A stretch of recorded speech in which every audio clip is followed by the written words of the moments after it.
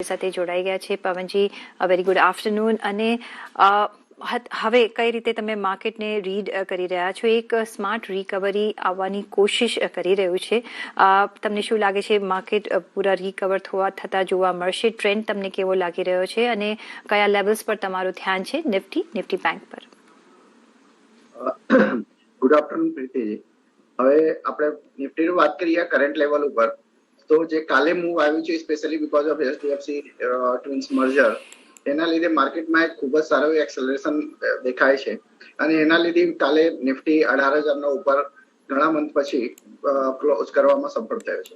હવે આપણે ટેકનિકલી વાત કરીએ તો તમે એક સ્પેશિયલી વીકલી ચાર્ટ ઉપર જોઈએ તો એક ડાઉનવર્ડ સ્લોપિંગ ટ્રેન્ડ લાઇન છે જે 18,600 હાઈ ના લેવલને અને જાન્યુઆરી 2022 ના લેવલને હાઈને કનેક્ટ કરીને જે ટ્રેન્ડ લાઇન ડાઉનવર્ડ સ્લોપિંગ છે, એક્ઝેક્ટલી નિફ્ટી એ લેવલને એપ્રોચ કરે છે ટ્રેન્ડ લાઇનને. તો હું એમ કહી શકું કે 18,101 લેવલ છે એકદમ નિયર ટર્મમાં નિફ્ટીમાં. એક વખત એ ક્રોસ કરશે તો 18,300 સુધીના લેવલ્સ કદાચ આવતા કેટલાક વીક્સમાં જોવા મળી શકે છે. પણ કન્ડિશન એ છે કે ડિસાઇઝિવલી 18,100 ક્રોસ કરવું જોઈએ પહેલી વાર. હવે second, 18,300 is A critical level from weekly chart point of view, because last time આ જે તમે રિસેન્ટ 18,600 પછી જે સેકન્ડ મેજર ટોપ છે 18,000, એ 18,300 ના આજુબાજુ છે. એ પ્રમાણે જોઈએ તો એ રહેશે કે એ લેવલ ક્રોસ કરશે તો હું એમ કહી શકું કે ફરીથી એક ઉપરનો ટ્રેન્ડ બતાવશે નિફ્ટી. અને સાથે સાથે આપણે જોવા જઈએ તો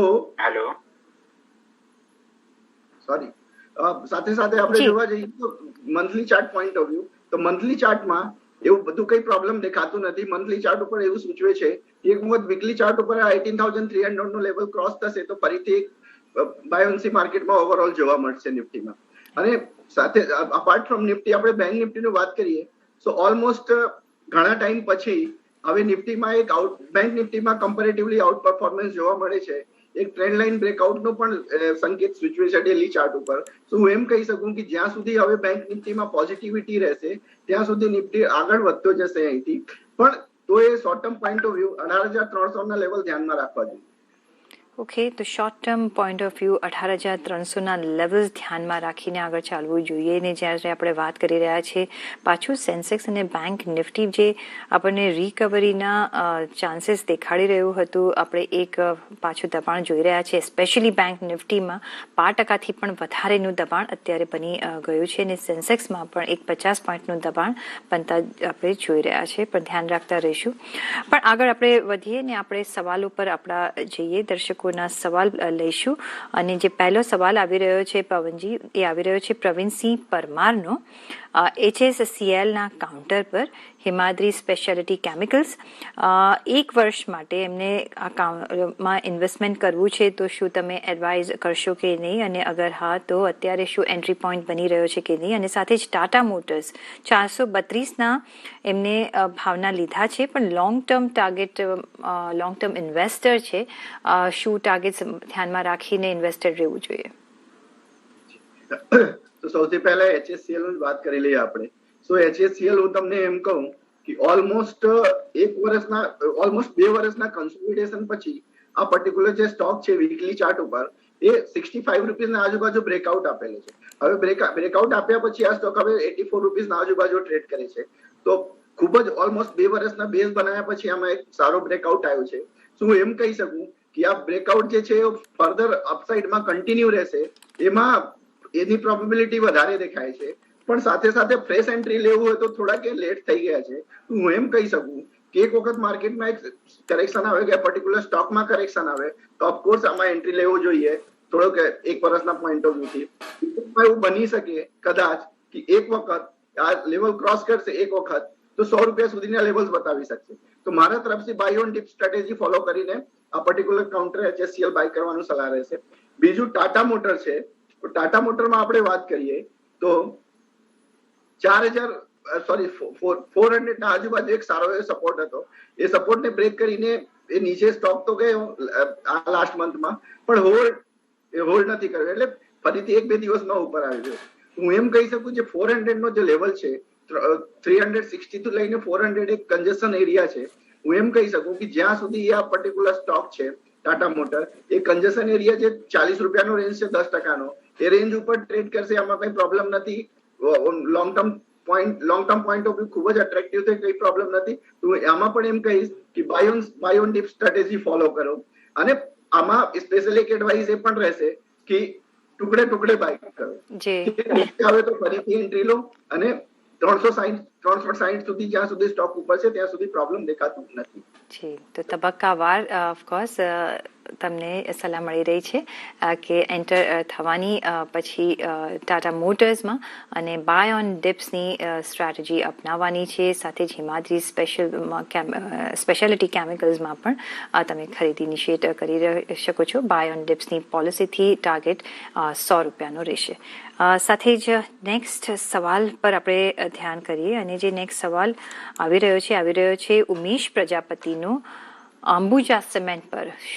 એમને બાય કરવા છે મારા ખ્યાલથી, એવો સવાલ પૂછી રહ્યા છે, કારણ કે ખાલી 3 વર્ડ્સમાં તમે તમારો સવાલ પૂછ્યો છે. તો જરા આઈ થિંક જો તમે ડિટેલમાં જો તમારો સવાલ પૂછી શકો તો અમે તમને એક પ્રિસાઇઝ એડવાઇસ આપી શકીએ. પણ અંબુજા સિમેન્ટના ચાર્ટ્સ તમને કેવા લાગે પવનજી?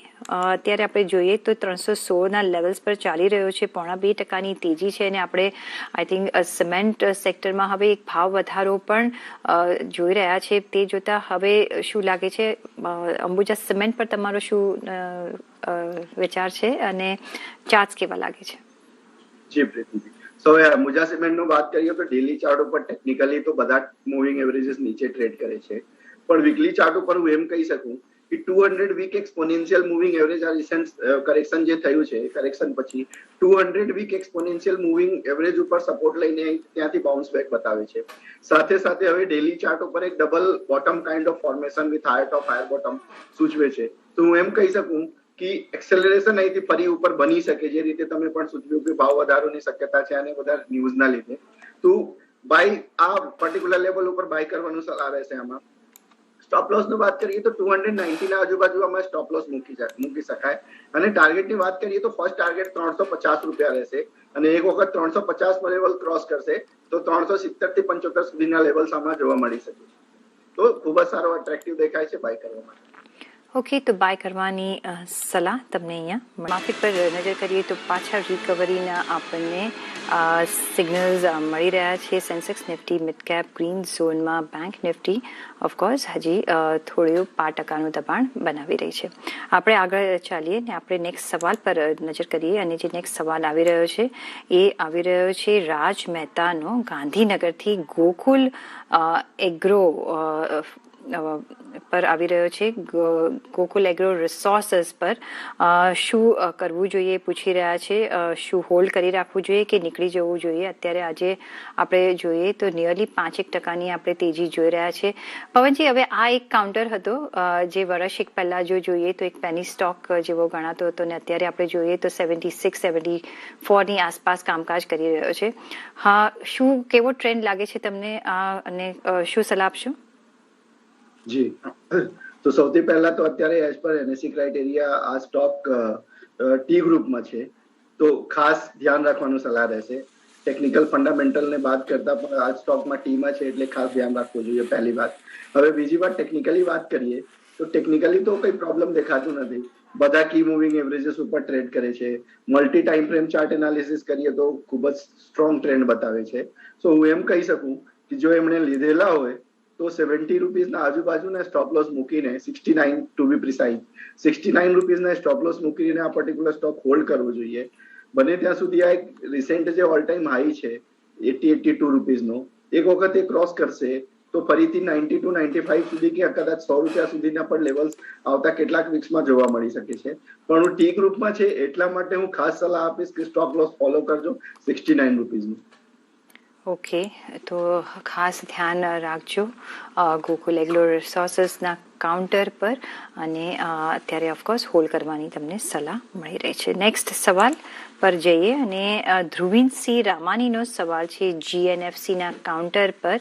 ઓલ્ધો લોંગ ટર્મ હોરાઇઝન છે, પણ એ પૂછી રહ્યા છે શું ચાર્ટ્સ કેવા લાગે છે, હોલ્ડ કરવું જોઈએ કે નીકળી જવું જોઈએ, અને જે ન્યૂઝ આવી રહ્યા છે કે ગવર્મેન્ટ એમનો સ્ટેક આમાંથી સેલ કરી શકે છે, અને તો આ ન્યૂઝ કેટલું અફેક્ટ કરી શકે છે આ કાઉન્ટરને, શું વ્યૂ બને? જીએનએફસીના ચાર્જ તમને કેવા લાગે? અત્યારે આજે જોઈએ તો એક ખાસી એવી મુવમેન્ટ છે આ કાઉન્ટરમાં, અને નિયરલી 3.3% તેજી સાથે 908ના લેવલ્સ પર કામકાજ કરી રહ્યો છે. જી પ્રીતિ, હવે જીએનએફસી ની વાત કરીએ long term point of view, તો સૌથી પહેલી વાત એ છે કે આ સ્ટોક છેલ્લા 2-3 મહિનામાં જ ઓલમોસ્ટ ડબલ થઈ ગયું છે. તો હું એમ કહી શકું કે ચાર્ટમાં કઈ પ્રોબ્લેમ દેખાતું નથી. જે સેક્ટર સ્પેસિફિક ન્યૂઝ છે એ પણ ઘણું પોઝિટિવ બતાવે છે, પણ સાથે સાથે એક અહીં એલર્ટ એ રહેશે મારા તરફથી કે ઓલમોસ્ટ 2 મહિનામાં ડબલ થયા પછી કદાચ આ સ્ટોકમાં થોડું પ્રોફિટ બુકિંગ બની શકે કે કન્સોલિડેશન બની શકે, time being point of view. Otherwise overall structure is looking quite bullish, there is no problem at all. તો હોલ્ડ કરવું હોય તો હોલ્ડ પણ કરી શકાય. એમને જો સારો એવો નફો મળતો હોય તો હું એમ પણ એડવાઇસ કરી શકું કે એટલીસ્ટ 50% પ્રોફિટ બુક કરીને બાકી કાઉન્ટર્સને હોલ્ડ કરો, અને ફરીથી નીચે આવે તો જે 50% બુક કરેલા હોય રી એન્ટ્રી પણ લઈ શકો. ઓકે, તો હોલ્ડ કરવાની તમને સલાહ મળી રહી છે જીએનએફસીમાં. સાથે નેક્સ્ટ સવાલ જે આવી રહ્યો છે એ આવી રહ્યો છે એનએમડીસીના કાઉન્ટર પર. પ્રવીણસિંહ પરમારનો શોર્ટ ટર્મ માટે આ કાઉન્ટરમાં અત્યારે એન્ટ્રી લેવાય કે નહીં એ પૂછી રહ્યા છે. હવે જે રીતે બિઝનેસ અપડેટ આવ્યા છે આપણે જોયું છે કે આયર્ન ઓર પ્રોડક્શનમાં એક વધારો થયો છે, સાથે જે સેલ્સમાં પણ એક વધારે આપણે જોયો છે. પણ તમને કેવા લાગે ચાર્ટ્સ? જી પ્રીતિજી, તો હવે એનએમડીસી ની વાત કરીએ તો સૌથી પહેલા ડિસ્ક્લેમર કે અમારા પોર્ટફોલિયોમાં ઓલરેડી આ સ્ટોક એડવાઇઝ કરેલા છે ક્લાયન્ટ્સને, પહેલી વાત. બીજી વાત, આપણે લાસ્ટ વીક આપણે જ્યારે આ તમારા શો પર હતો ત્યારે ડિસ્કસ કર્યા હતા આ સ્ટોક 152-54 રૂપિયાની આજુબાજુ બને ત્યાં સુધી, કે અને એ વખતે ખૂબ જ અટ્રેક્ટિવ દેખાતું હતું. હવે આ લેવલ ઉપર short term point of view પણ અટ્રેક્ટિવ દેખાય છે, પણ હવે ક્લિયર કટ આ રેન્જ, આ પર્ટિક્યુલર જે રેન્જ છે 170-175 રૂપીસનું, આ એક કન્જેશન એરિયા છે. હું એમ કહી શકું કે કમ્પેરેટિવલી આ ટાઈમ વધારે લેશે. Otherwise overall structure is looking bullish, there is no problem at all. કોઈને બાય કરવું હોય તો buy on dip strategy follow કરીને આમાં બાય કરવું જોઈએ short term point of view. Okay, તો બાય ઓન ડિપની સ્ટ્રેટેજીથી તમે ખરીદી કરી શકો છો એનએમડીસીમાં. સાથે નેક્સ્ટ જે મારે કાઉન્ટર પર તમારી એડવાઇસ જોઈતી હતી અદાની પોર્ટ્સ. હવે આપણે જોઈ રહ્યા છે કે એક સારું પરફોર્મન્સ આ સ્ટોક બતાવી રહ્યો છે ઘણા વખતથી. અદાની પોર્ટ્સના તમને ચાર્ટ્સ કેવા લાગે? પ્રીતિજી, તો વન્સ અગેન કઈ કમેન્ટ કરવું એના પહેલા ડિસ્ક્લેમર છે કે અમે અમારા પોર્ટફોલિયોમાં, અમારા શોર્ટ ટર્મ પોર્ટફોલિયોમાં ક્લાયન્ટને એડવાઇસ કરેલા છે અને મોડલ પોર્ટફોલિયોમાં પણ હોલ્ડ કરીએ છીએ. તો ચાર્ટ ખૂબ જ અટ્રેક્ટિવ દેખાય છે મલ્ટી ટાઈમ ફ્રેમ ચાર્ટ ઉપર. સ્પેશિયલી હું મંથલી ચાર્ટ ઉપર તમને વાત કરું તો ઓલમોસ્ટ 8 થી 10 મહિનાના કન્સોલિડેશન પછી મંથલી ક્લોઝિંગ ચાર્ટ ઉપર આ બ્રેકઆઉટ બતાવે છે આ મહિનામાં. તો ખૂબ જ અટ્રેક્ટિવ છે. બને ત્યાં સુધી short term point of view પણ વાત કરીએ તો 870 થી 880 રૂપિયા સુધીના લેવલ્સ કદાચ આ અઠવાડિયામાં પણ જોવા મળી શકે છે, અને long term point of view માટે પણ ખૂબ જ સારું છે. ઓકે, તો એક પોઝિટિવ વ્યૂ તમને મળી રહ્યો છે અદાની પોર્ટ પર આગળ જતાં પણ. અને સાથે આપણે એક બ્રેક લેવાનો પણ સમય થઈ ગયો છે, તો એક ક્વિક બ્રેક લઈ બ્રેક પછી આપનું સ્વાગત છે. અને સાથે જ આપણા દર્શક મિત્રો આપણી સાથે જોડાઈ ગયા છે ફોન લાઈન દ્વારા મિતુલ સોમપુરા ધ્રાંગધ્રાથી. મિતુલ, આપનો સવાલ પૂછો. મેડમ, મારી પાસે ટાટા પાવરના 131ના ભાવના 501 શેર છે જી, અને લોંગ ટર્મ ઇન્વેસ્ટમેન્ટ છે જી. ઓકે, તો હજી રાખવા જેવા ખરા? જી, તમે લોંગ ટર્મ ઇન્વેસ્ટર છો, પણ અમે તમને ટેકનિકલ વ્યૂ જરૂરથી આપીશું.